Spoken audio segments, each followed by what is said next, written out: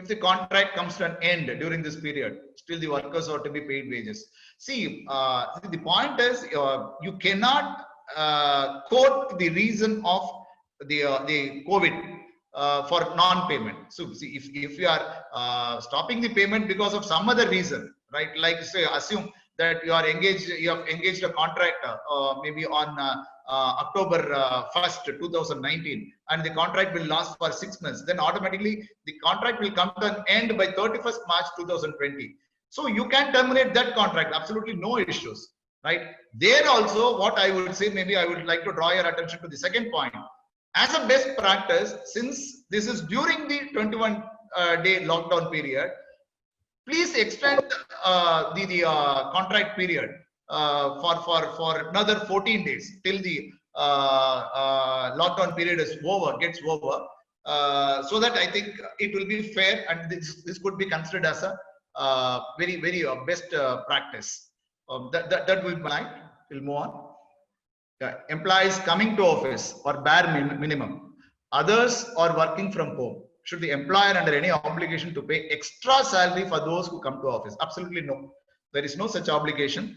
But maybe in these difficult times, if the employer considers, since the employees are taking some pains to come to office, then they can always incentivize, but that they can do maybe on a later date, maybe after the lifting of the lockdown. That is individual management's discretion, but there is no obligation to pay some extra wage to those who are coming to office, right? Yeah. Move on.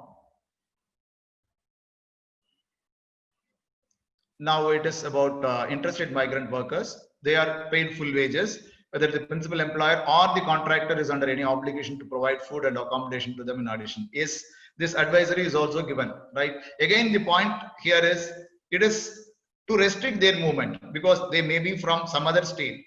So naturally they will try to go to their homes.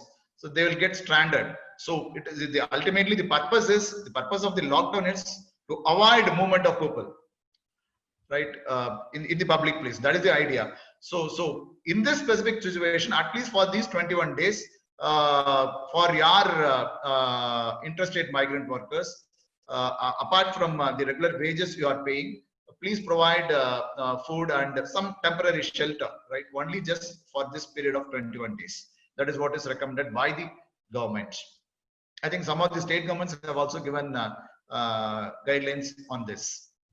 It is more to avoid movement of people, movement of particularly the migrant workers from one place to another place, right? They may not have place to stay, right? So temporary arrangement, it is to be done. Yeah.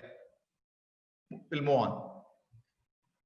Can the employers ask the employees to work from home? Yes, the employer can ask the employees to work from home.